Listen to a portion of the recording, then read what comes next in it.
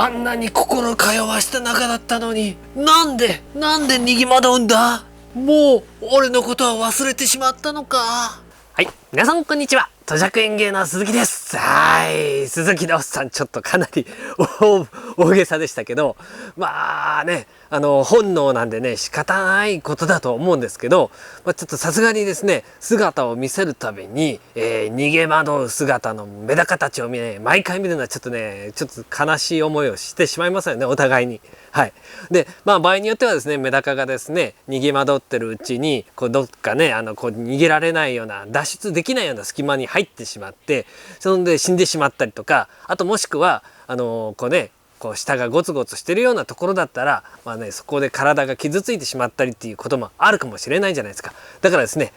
冬になってきたらですね、メダカの隠れ場所を作ってあげたいなと思います。はい。今日は、この間の、ライブの時に作りましたメダカの、こたつですね。はい。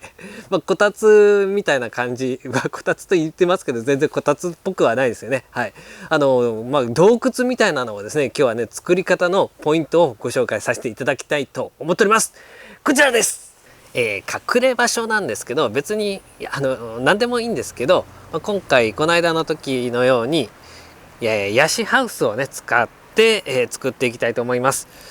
本当にいろんな種類のね隠れ家があったりするんですけど、別にこういうものじゃなくても、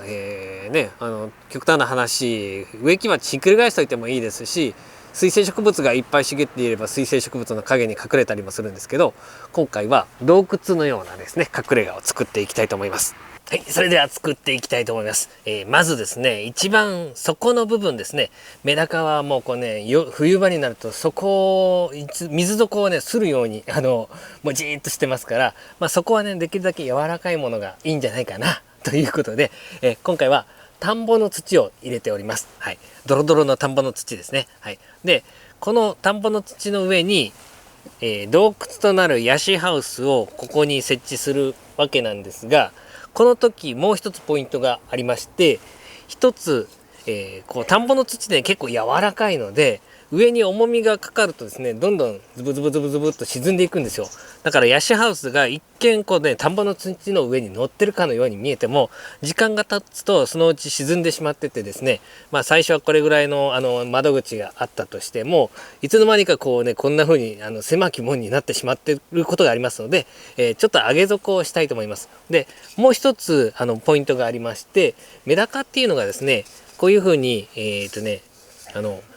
ここに穴があるんで、隠れた方はここから入るかなっていう気がしないでもないかもしれないんですが、意外とそういう隠れ方はしなくてですね、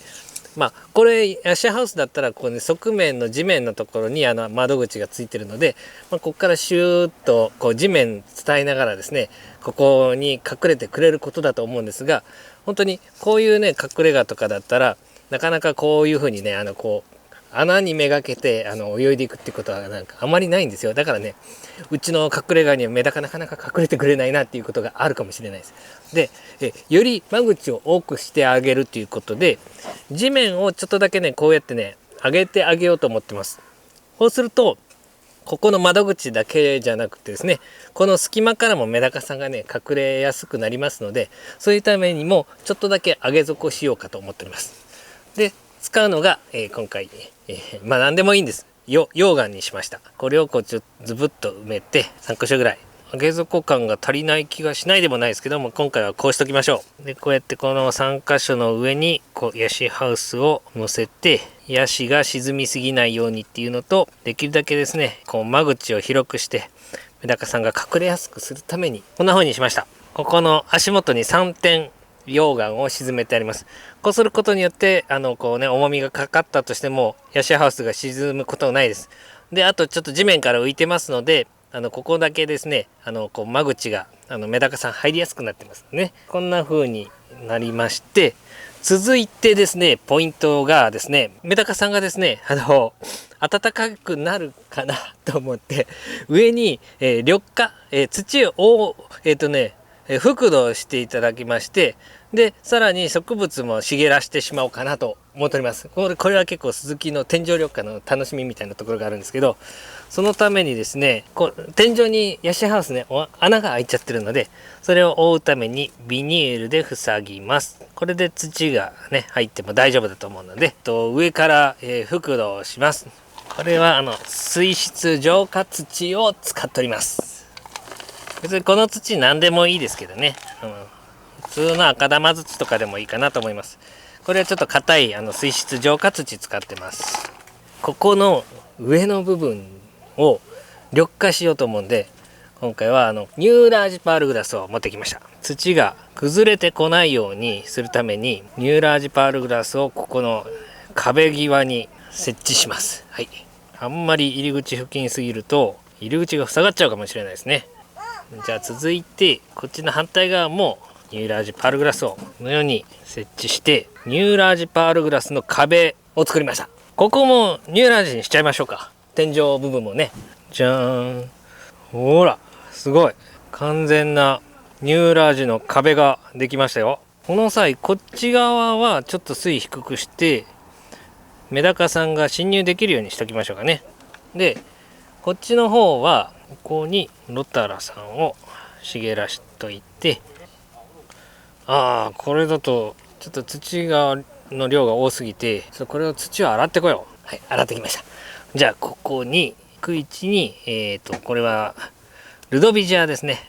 アクアータを植えときます。ここはちょっと水位が低いのでメダカさんがこの茂みの中をね行き来できるようにしておきましょう。ニューラージパールグラスもねゆくゆくは茂ってきて緑の中をメダカが行き来するみたいな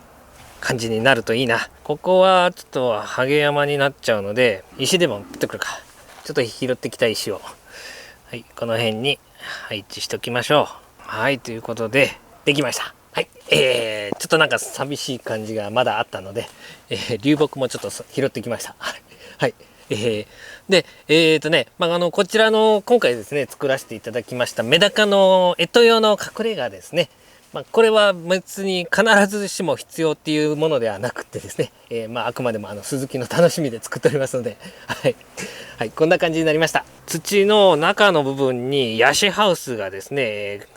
空間を作っておりまして、で下の隙間からもメダカちゃんが入れるように上げ底したつもりがちょっとあんまり上げ底になってなくてですね、もう本当にこの窓口だけが入り口になっておりますね。でこの土を止めるためにニューラージパールグラスを使っております。はい、